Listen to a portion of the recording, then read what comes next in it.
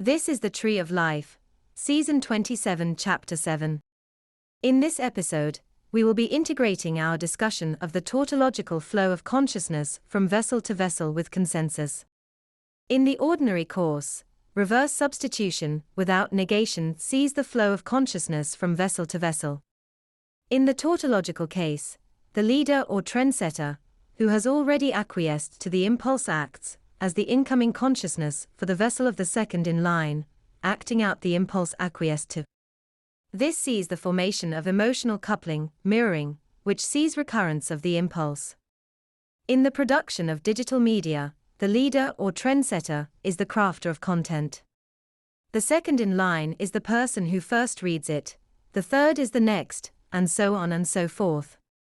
Each subsequent person acts as the incoming consciousness for the next vessel in line.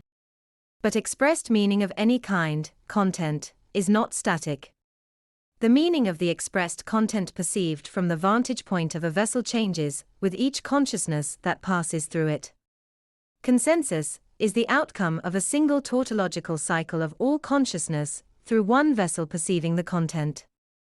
This means that shifts in consensus, which result from non-integration of an impulse, that is, infinite recursion, resulting from sublimation and verbalization, are the transitionary states represented by this cycling in process.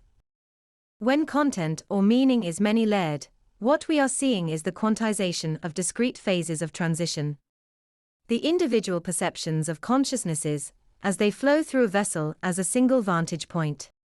Since we see also that trendsetters can be oriented around physical objects, or objective-oriented tasks, which are spatial, we see that astronomical cycles represent the cycling of all vessels according to some period of time, i.e. the rotation of the Earth, just as consensus represents the cycling of all consciousnesses through a single vessel.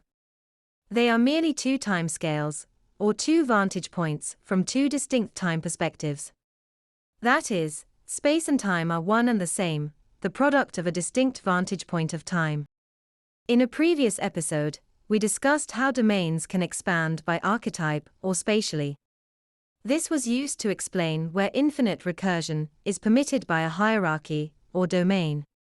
To reiterate, crossing from a lower domain to a higher, that is, for example, from family to work, either spatially, through physical intersection, or by archetype, in the importation of archetypal vocabulary from the lower domain to the higher, results in infinite recursion. From this we can see that domain expansion acts like a window, permitting the observation of the transitionary states, during which consciousness is flowing from vessel to vessel. From this we also see that the transitionary states are described by tension in a spatial form or an archetypal form. In the spatial form, that tension is reflected in the vessel of the trendsetter, or the expressor of meaning.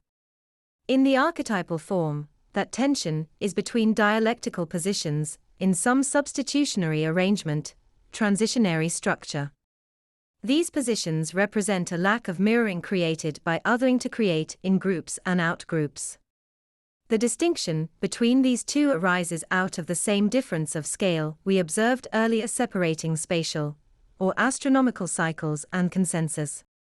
That is, in sublimation and verbalization of some meaning we have the production of an object, whose meaning shifts, as all consciousnesses must flow through a single perceiving vessel of expansion by archetype. In the absence of sublimation, we have reverse substitution, where the cycle is determined by the recurrence of the impulse, through the cycling of all vessels according to astronomical cycles, expansion spatially. In other words, two different scales of time. That's the end of the podcast for today.